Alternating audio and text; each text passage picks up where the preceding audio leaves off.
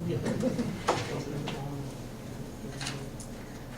wonder if anything's changed from what I printed off of Bravo.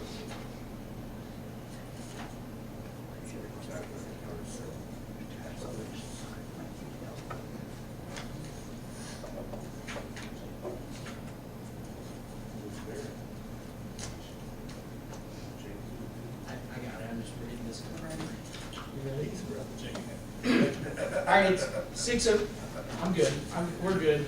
It's 6:02, we'll call this special meeting of the Common Council to order. If you could all please silence all audio devices. If you would stand with me for a pledge of allegiance. Pledge allegiance to the flag of the United States of America and to the republic for which it stands, one nation, under God, indivisible, with liberty and justice for all. Just make a quick mention. I know Dan's not going to be able to be here tonight, so I'll kind of go through the agenda. If we could get a roll call, please. Diana McKenzie is absent. Kevin Fleetwood. Here. Darren Covington. Here. Jamie Cain. Here. Darrell Foley. Here. There's nothing to discuss at this time under old business in this meeting. So the first thing under new business is the tax abatement for Valeo on personal property, 2016-10. I know Vieta was on the tax abatement committee. Is Glenn still here too? I actually had some family issues going on tonight. They talked about this one. I know it was unanimously approved by the tax abatement committee for approval. Unfortunately, if you have questions, anybody that was there is not here to answer them. If you do have questions, or some of it, I know a little bit about it because I've had some discussions on it.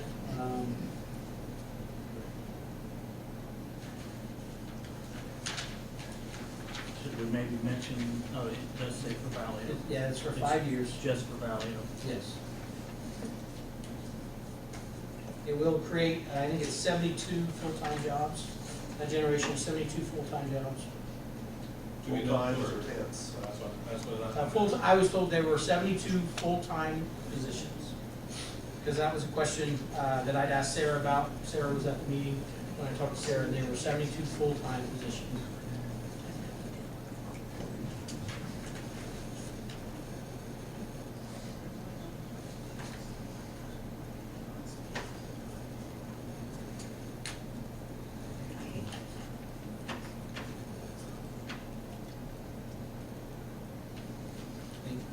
Okay, so the recommendation of the committee. Real quick, you were told that, is it anywhere in writing that those positions are full-time and not temps? It is not in writing on here. I know that was the statement from Mike from Valeo, that they were full-time positions. And that, I know regarding this, we have that memorandum of understanding basically for their renewals Would that that we be asked them to fill out. the Yeah. incentive agreement? And what we could do is, we could add that as an understanding in here, maybe make it like number 7.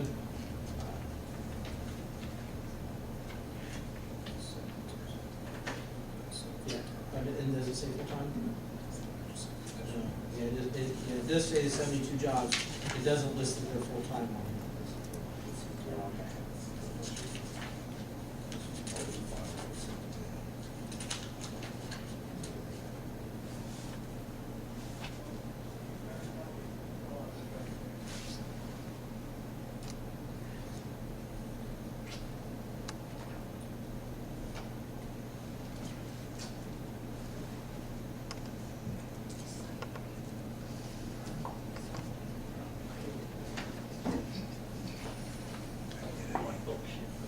It's incentive agreement, she's got, this is what the tax abatement is for, attached to. This has kind of been this is typically the one we give everybody anymore with new tax abatements. And this allows us to give them a partial or, because used to it was either you give them the whole abatement every year or you don't give them the abatement at all. This agreement actually allows us the the flexibility to say, all right, you didn't quite meet your obligation, so we're gonna give you a portion of what you would have been obligated for this next year. So it would not be out of order to add number 7, clarify that the 72 positions are full-time, not temporary. I don't believe it would be out of order. We've not done that on any others, but I don't know that it would be, I mean, I think you want that. okay. Direct hire. I don't think you want to call full-time, because temps can be full-time. Temp can be full-time, and if you want to be direct hires, so temporary. Well, because that was the terminology versus temporary versus full-time. And he explained that they would be full-time employees. I think that's right. Direct hire. Probably true. We'll clarify. I'm sure Chris could figure that out for you guys. I don't know what this way to, yeah, add a number 7. So the recommendation would be then to approve 2010-16 with the addition to the incentive agreement, to add number 7, detailing that the 72 jobs would be full-time Valeo employees.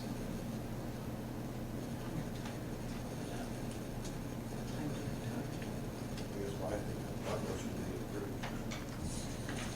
2016-10, the addition of number 7, saying 72 employees would be direct hire. Valeo employees, and not temporary employees. Second. Any other comments? Comments from the audience? All right.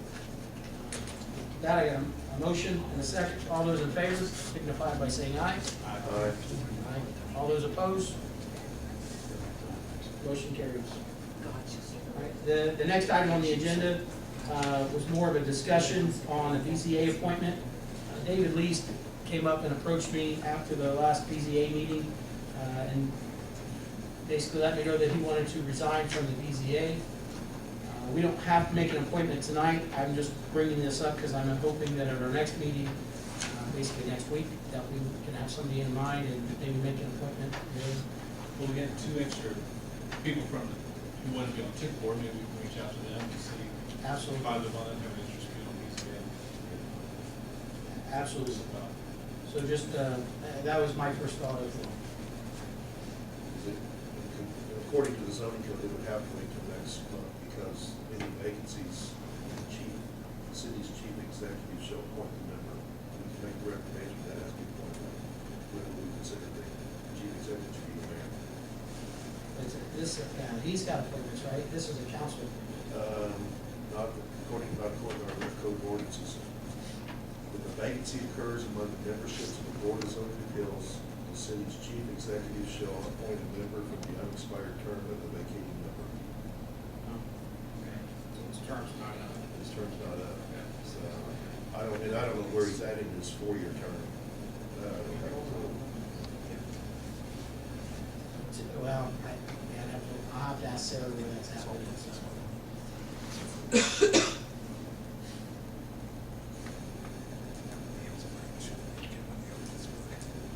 Oh, just a vacancy spelled out.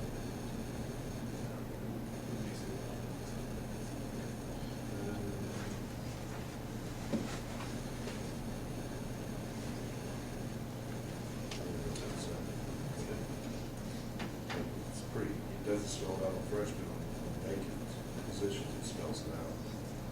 When does his term expire? I don't know that. I'll have to ask Sarah. I think I was under the impression that that term started probably the same time our term did, so it would have been last January, but I may be wrong with that.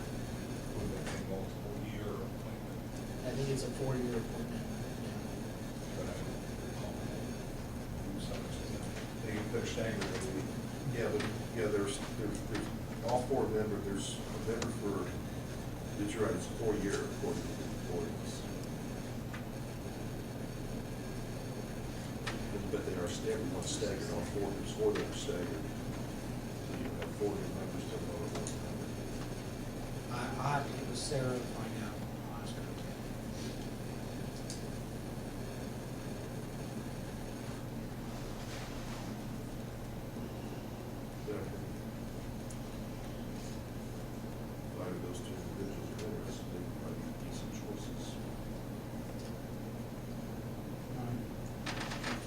on to the next item on the agenda is the first reading of ordinance 2016-33, building moratorium for Veterans Way corridor.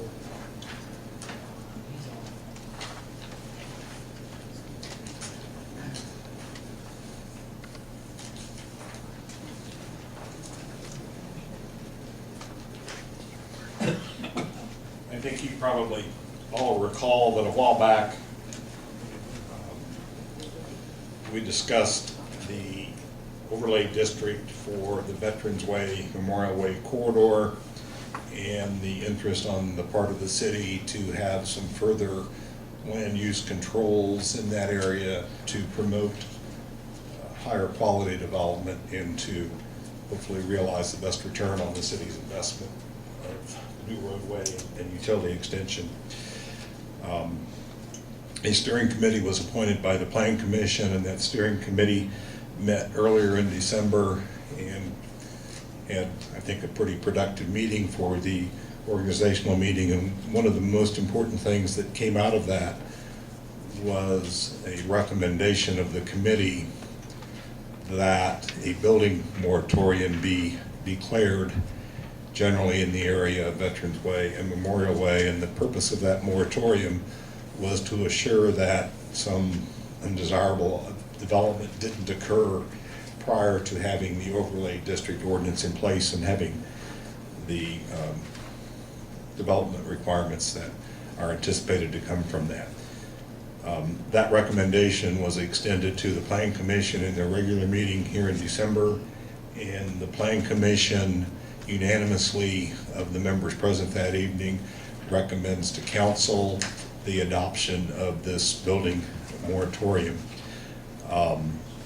The intent of the moratorium is to prohibit any new developments, the issuance of any building permits or anything in the outlined area, either for 6 months from the adoption of such an ordinance, should you elect to do so, or until the city council adopts the overlay district ordinance, whichever comes first. So the proposed moratorium would last no longer than 6 months after the adoption date. And if you see fit tonight to approve this on first reading, you could consider it in your meeting on the 3rd of January for second reading, and the 6-month period would then be more or less the 3rd of July of 17.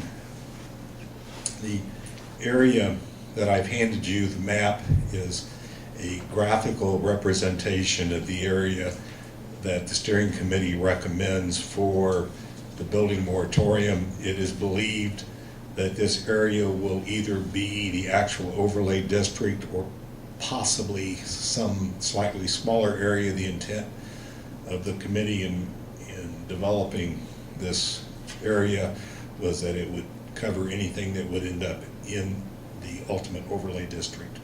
It is conceivable that a slightly larger area could end up in the overlay district or a slightly smaller area, but this is the area that would have the building moratorium if you elect to pass this. The picture is a graphical representation of the area involved. Within the proposed ordinance are a list of parcel ID numbers. While it's believed and intended that those match perfectly, if there are any discrepancies, the listed parcel ID numbers are the ones that would be governed under the ordinance. As I said, this did receive a unanimous recommendation of council to bring before you. I'm sorry, of Planning Commission. Any questions from the council? Two questions, John. How long does the steering committee think it'll take for them to come up with their recommendations? Our consultants say that we can have an overlay district ordinance in place by April. I find that to be pretty optimistic personally.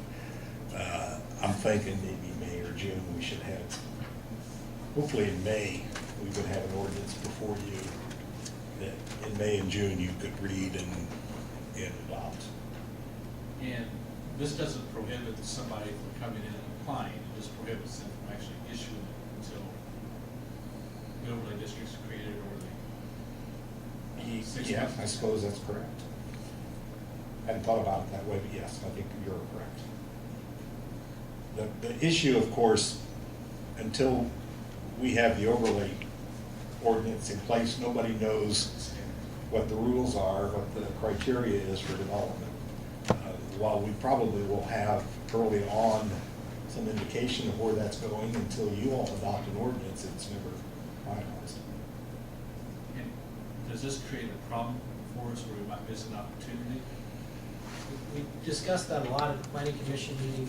I think the consensus was that typically for larger scale projects, they typically take longer than that, 6 months anyway, in the design phase, startup. So we felt like that, from the planning commission standpoint, Kevin, you don't want to put words in your mouth if you disagree, but we felt like we didn't think that this was going to prevent us from getting any major projects or make us miss out or anything like that. And that's why we decided, not to mention if we don't do something like this, we're pretty much maybe wasting our money on the overlay district if we don't get something in time and somebody comes out there and then they do put something in. Because how long does the normal permitting process take? For a commercial development, it's kind of a tricky question, because for 99% of the commercial developments, they have to go through the State Fire and Building Services Office. So where do you count that time? It takes them a month to 6 weeks to review a plan submittal. We will not issue a building permit until we have the construction design release from the state for commercial properties.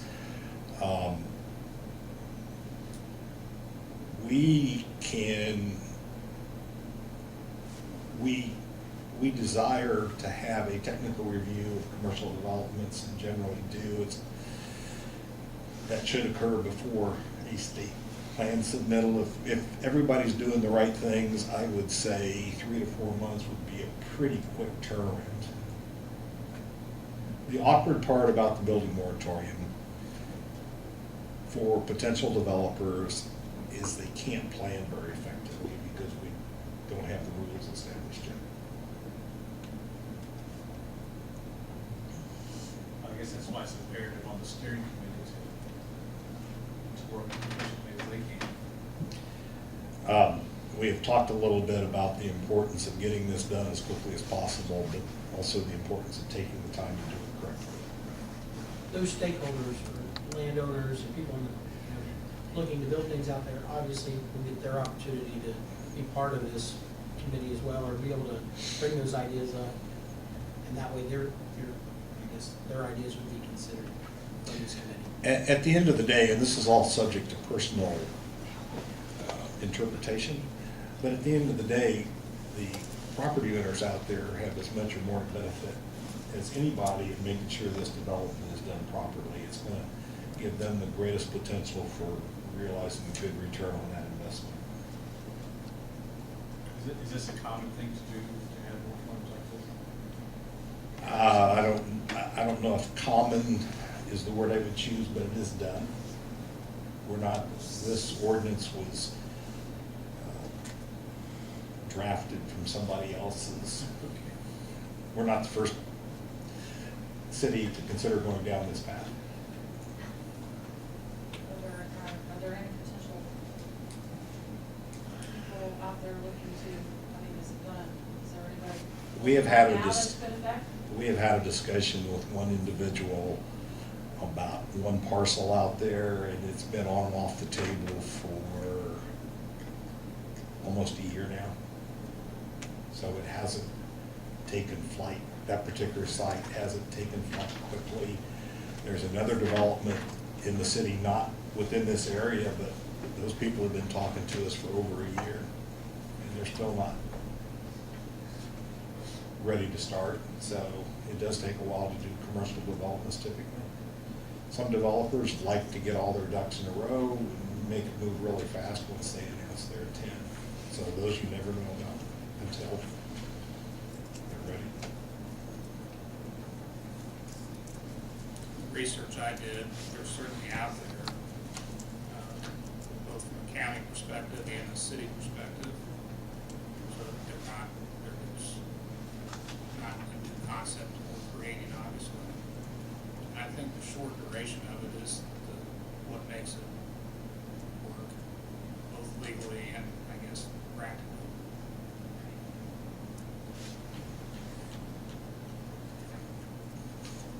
Any other questions or comments from the council?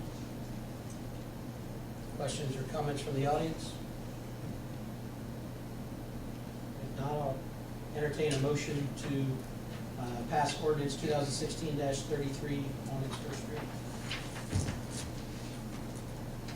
So moved. And a second? I'll second. Second. All those in favor signify by saying aye. Aye. All those opposed? Motion carries. Next on the agenda, Ashlee Green to discuss resolution 2016-11, transfer of funds. I'm just asking out of the fire department to transfer $9,250. It's gonna be coming out of their salaries and going into the fire pension line item. There just was not quite enough budgeted this last year. So to have enough in there to pay out the rest of what we need to pay out for this year, I have a resolution for that. Questions or comments from the council?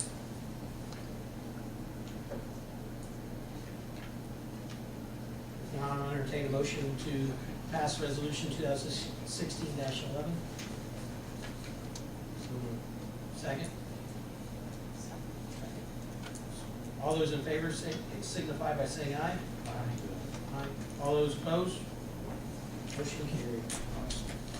Ashlee, encumbrances. We have a few different departments, and if you guys have any questions, we can call the department heads up here, that things have already been ordered. We already have the invoice for them. And some of them have been ordered for quite a while, but we have not received them yet. So we are needing to encumber them for next year, these items. And I think did you guys get a copy of everything? Yes. Yeah. If there's more than two, I've received copies of two. Did you get one for the street department? Because that one's pretty big. That one is actually the street sweeper, which is $187,500. We just got the fire. Okay. Now, nice, with the encumbrance, the money's already budgeted. Yes. Yes. It's Just just run not- it over. Paid as late. Yes. We do it for this year, next year. I'm sorry. It's going to this year, next year. Yes, yes. And I can pass this around. I will need it back that this is for the street department, just so you guys can see.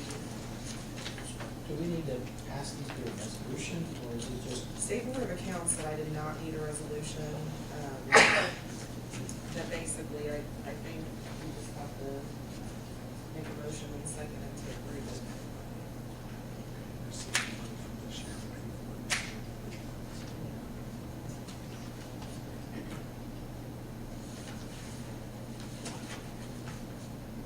I would say probably just in the future, maybe it's just a new resolution, and then we have to approve an official document. I don't have an issue with it, I would just think that, and that way, there's something official. Should be screwed. Yeah, should be safe way to do it. I guess right now I entertain a motion to approve the encumbrances from the fire department, police department, and the street department. I'll wait till you guys get a chance to look that over.